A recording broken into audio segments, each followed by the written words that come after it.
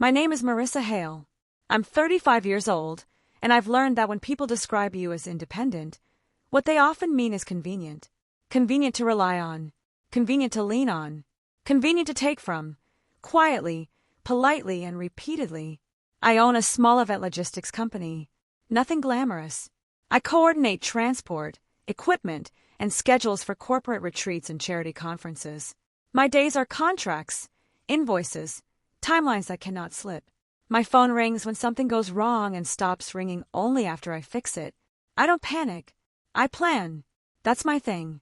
If my life had a headline, it wouldn't be exciting. It would be stable. And I earned every inch of that stability myself. The SUV came 2 years ago after I landed my biggest recurring client. I paid the down payment in one transfer. I signed every paper. It wasn't a splurge, it was a tool. Spacious enough for gear, reliable enough for long drives, insured under my business. Clean, neutral, professional. My parents, however, never saw it that way. To them, it was proof. Proof that I was doing well. Proof that I could handle things. Proof that I didn't really need what I had because I could always get it again. My younger sister, Lena, had 3 kids under 8 and a talent for looking overwhelmed even when she was sitting down. She married young, stayed close to home, and lived in a permanent state of almost managing. Her car was small, old, always one repair away from breaking down. And in my family, that equation only ever had one answer. Sunday lunch at my parents' house was tradition. Mandatory, unspoken, immovable. I brought dessert. I always did. Usually something from the bakery near my office because my mother liked to tell people I was too busy to bake. As if that were a flaw she was generously forgiving. That Sunday, I arrived 10 minutes early.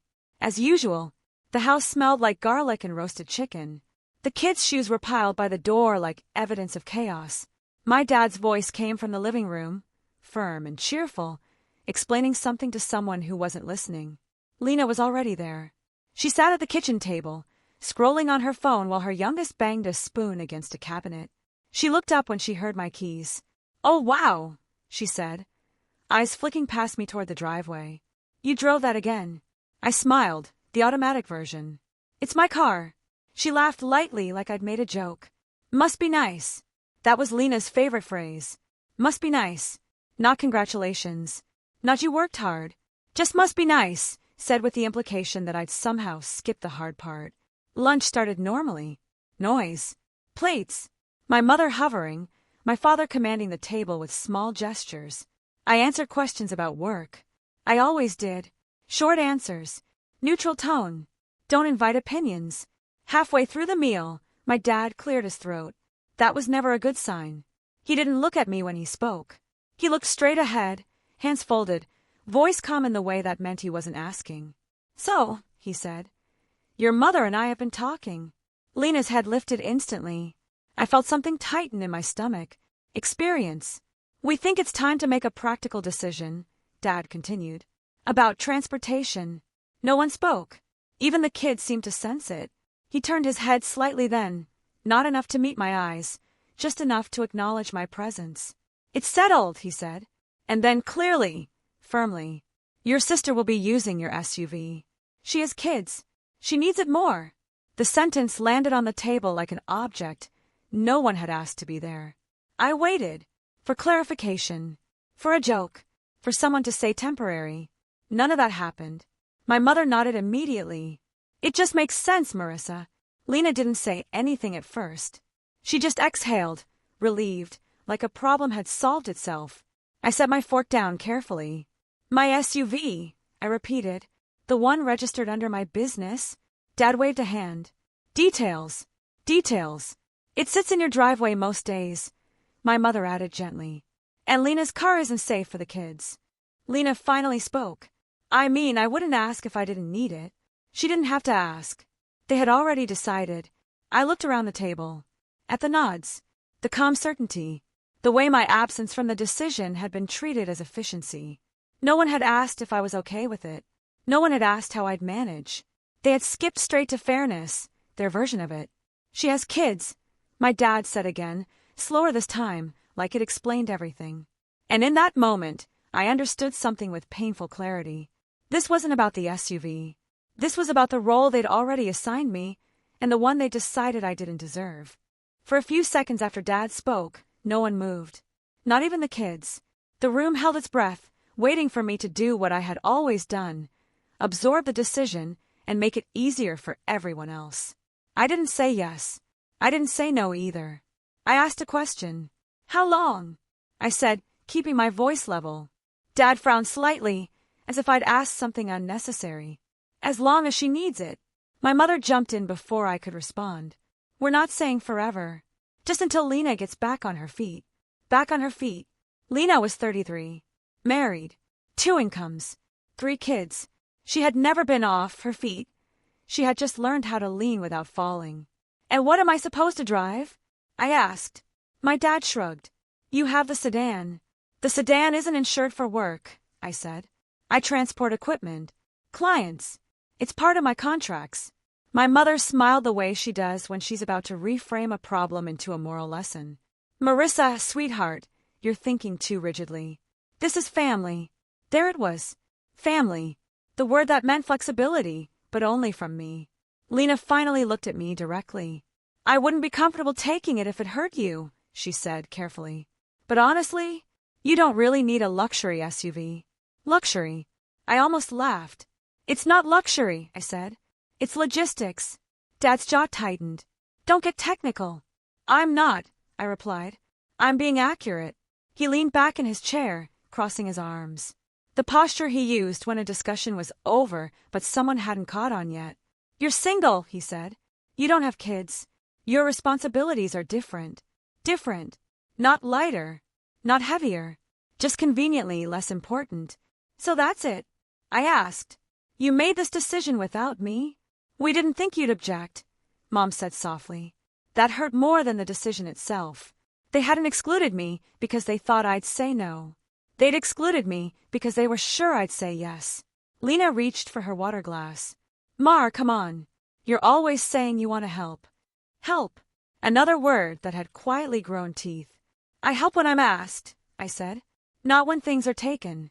Dad's voice sharpened. No one is taking anything. I looked at him. You just told me my car was no longer mine to decide. Silence. The kids started arguing over a toy in the living room, the noise spilling into the kitchen like a reminder of who this conversation was supposedly for. See? Lena gestured toward the doorway. This is what I'm dealing with every day. I watched her, the way she framed chaos as currency. I didn't choose that, I said quietly. My mother stiffened. That's not fair. I'm not judging her, I replied. I'm explaining myself. Dad leaned forward, palms flat on the table. Listen to me. This family looks out for its own. Right now, your sister needs support. You're in a position to provide it. There it was again, the unspoken hierarchy. Need outranked effort. Kids outranked everything. And when do my needs matter? I asked. Dad blinked, genuinely confused. What needs? The question landed harder than any accusation could have. I stood up slowly, more to breathe than to make a point. The room tilted slightly, not from dizziness, but from the realization that I had been speaking a language they no longer recognized. I worked for that car, I said. I structured my business around it. I pay for it. You're making this about money, Lena said, shaking her head. That's kind of cold. Cold. I glanced at my mother, hoping, just once, that she might interrupt. That she might say, let's slow down. Instead, she said, You've always been strong, Marissa. You can handle adjustments. Lena can't. I wanted to scream that strength wasn't an invitation. That competence wasn't consent. But I didn't raise my voice. I need time to think, I said. Dad's response was immediate. There's nothing to think about. It's settled. The same phrase again. Final. Absolute. Lena smiled, relieved now, already picturing the SUV as hers. Thank you, she said, like the matter was closed. I picked up my bag. I didn't agree, I said. You just decided. Dad's tone hardened. Don't make this ugly. Ugly. Meaning, inconvenient. I walked out of the kitchen and into the quiet of the hallway. My hands were shaking, but my steps were steady. As I reached the front door, I heard my mother call after me.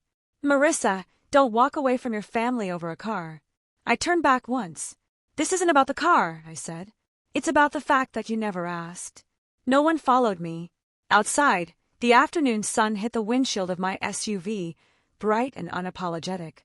I stood there for a moment, keys in my hand, feeling something shift, not break, but realign. For the first time, I didn't feel guilty. I felt alert, and that scared me more than anger ever had. I didn't drive away right away. I sat in the SUV with the engine off, hands resting on the steering wheel, staring at my parents' front door like it might open and change its mind. It didn't. No footsteps. No second thoughts. Of course not. They believed this was handled. On the drive home, my phone buzzed twice. I ignored it the first time.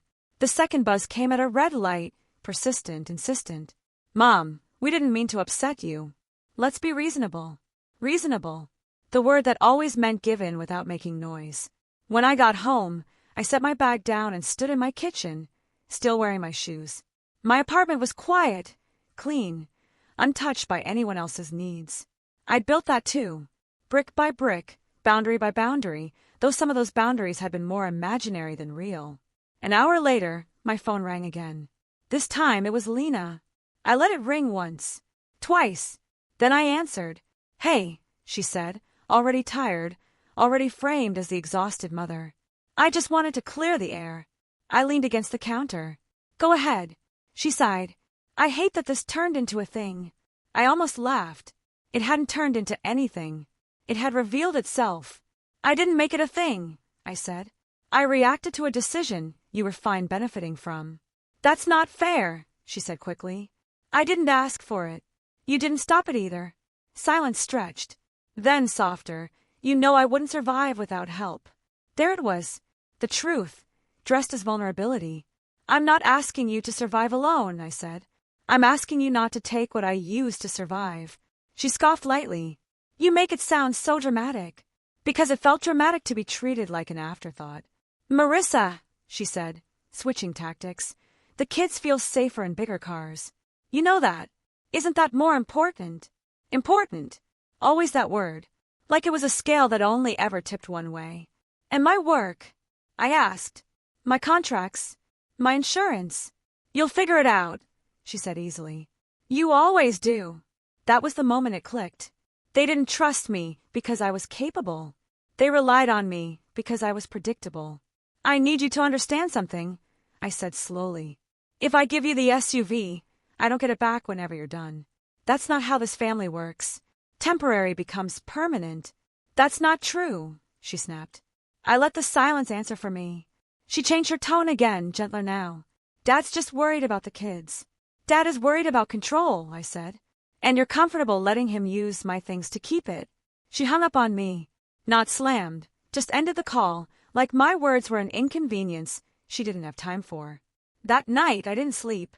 Not because I was anxious, but because my mind wouldn't stop replaying moments I'd dismissed for years.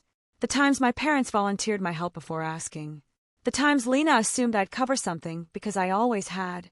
The way having kids had become a permanent excuse, a trump card no one was allowed to challenge. The next morning, I called my insurance provider. Not to accuse, not to threaten, to ask.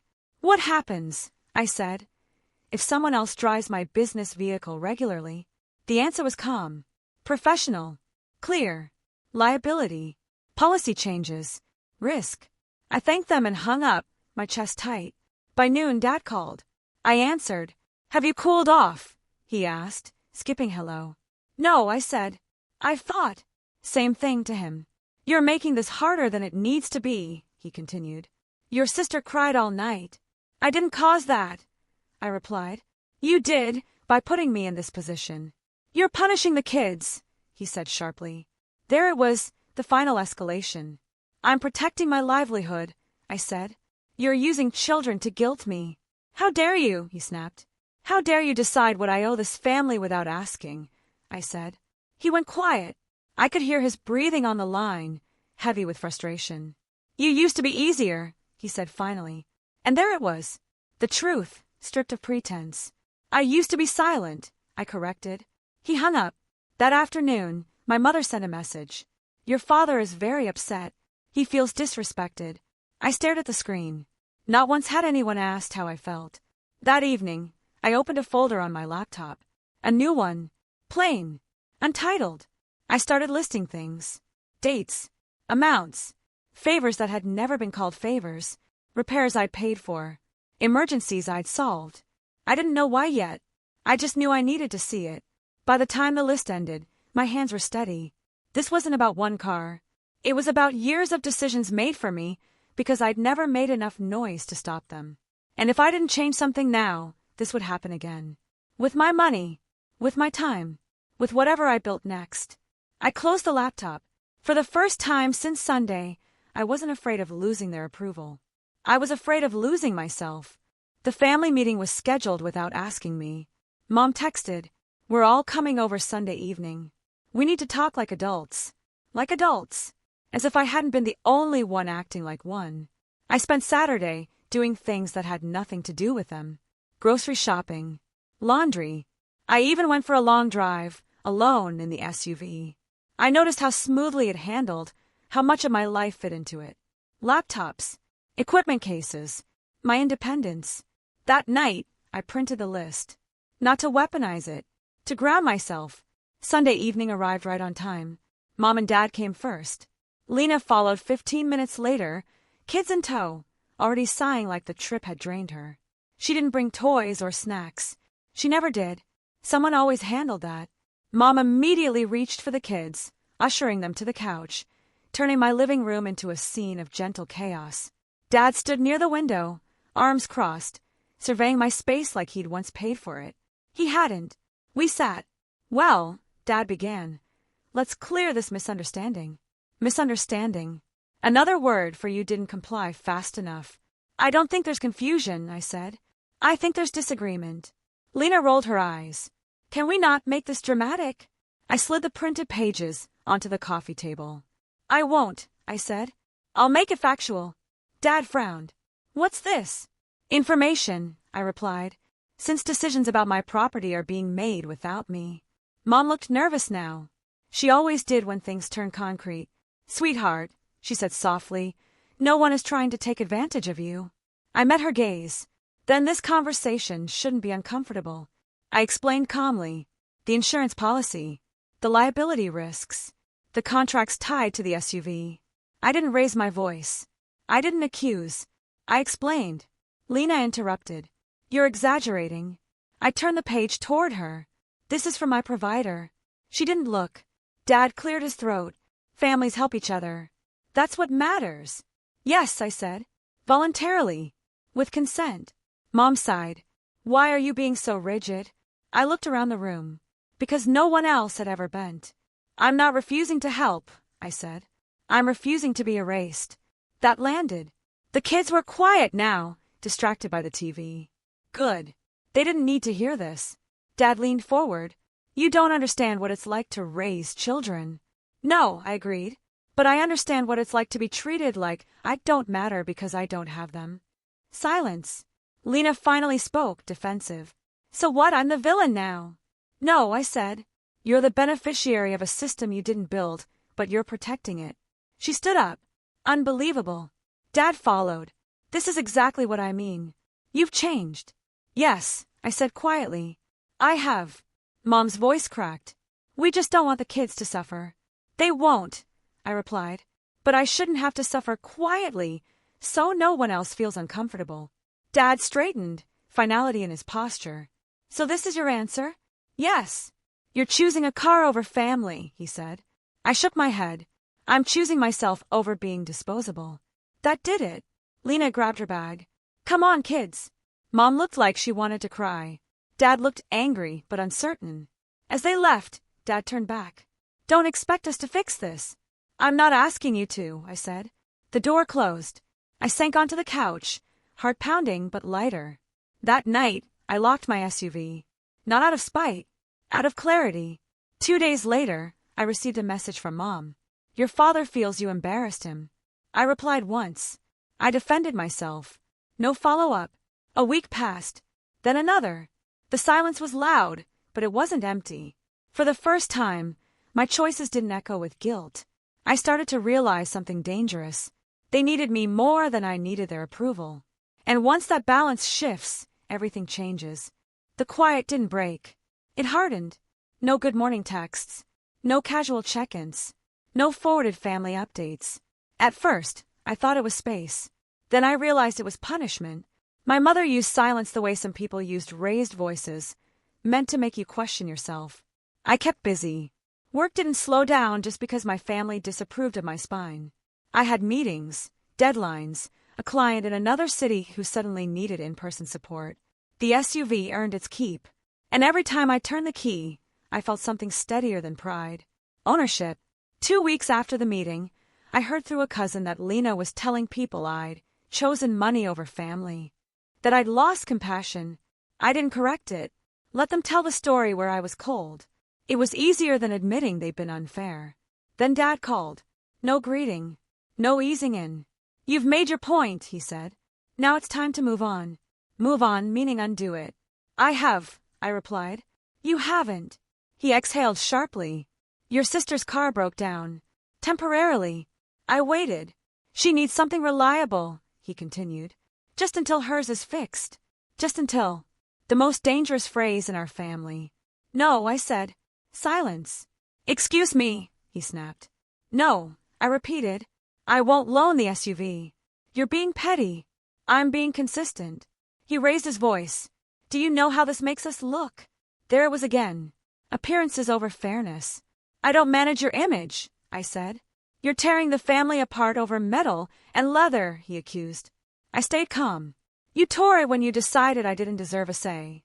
He hung up. That evening, Lena texted. I didn't want this fight. The kids keep asking why you're mad. I typed. Deleted. Typed again. I'm not mad. I set a boundary. She didn't reply.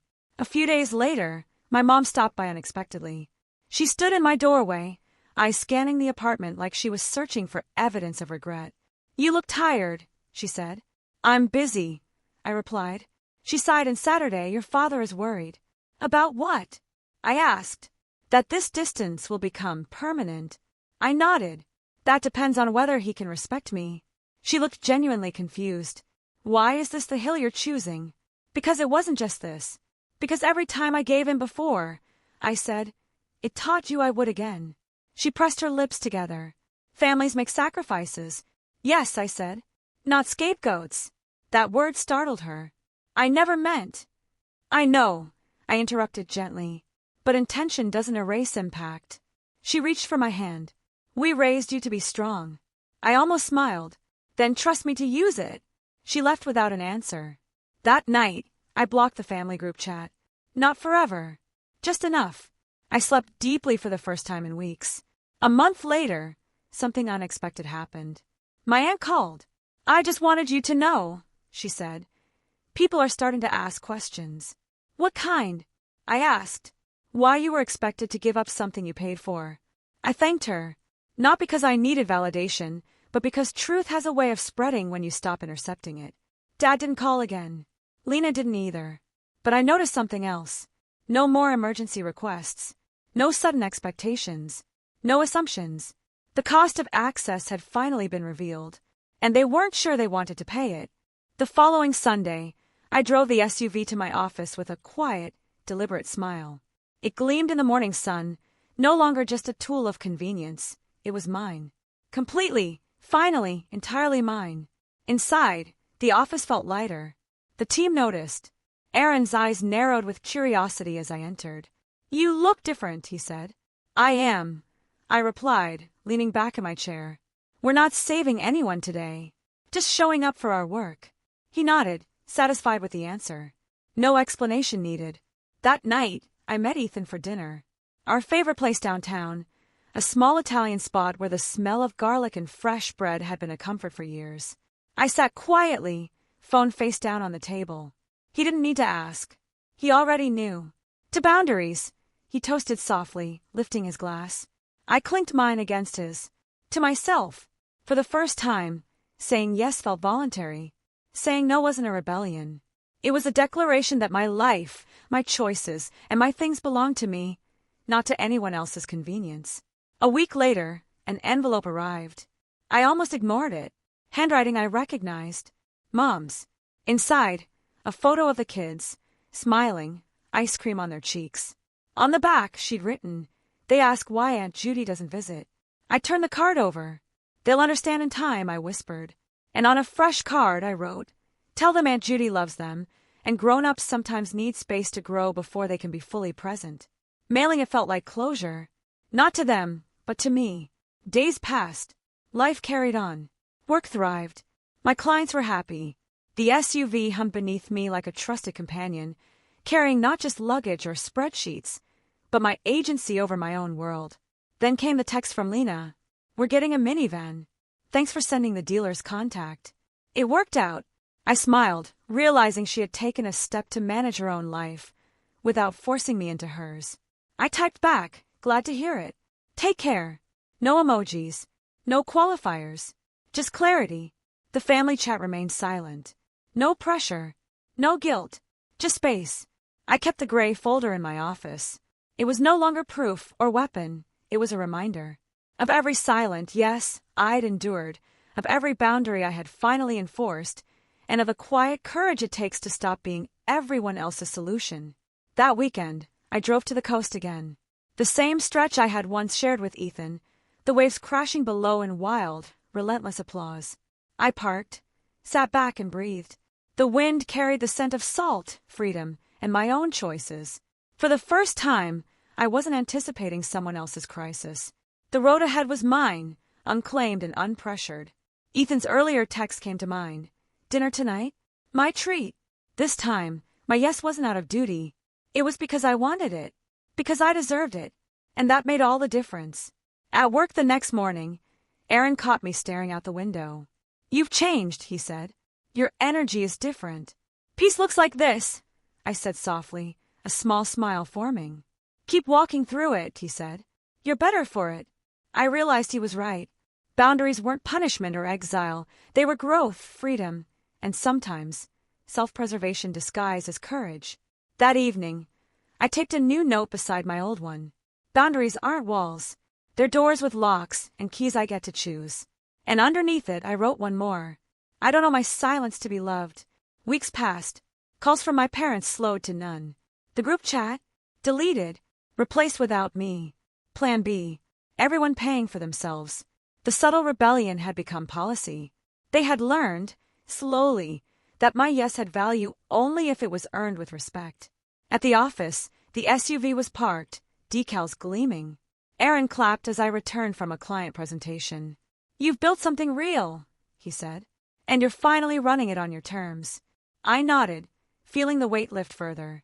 Not just from the car, the property, or even the folder, but from years of obligation, expectation, and quiet compromise. Later that night, I met Ethan again. Dinner was simple. No interruptions. No guilt. Just us, the city lights flickering outside the window, and a sense of peace I hadn't felt in decades. "Your family reached out yet?" he asked. "A little," I admitted. "They made a new chat without me. Apparently, everyone pays their own way now." He chuckled. "Trendsetter." "Maybe," I said. "But I think the trend I'm proudest of is not rescuing people who refuse to swim." He grinned. "That one's going to catch on slow." "Good," I said. "It's worth doing." I returned home and placed the gray folder on the shelf. Not as evidence, not as leverage, but as a testament to growth, boundaries, and the courage it took to claim my own life. I glanced at the SUV in the driveway.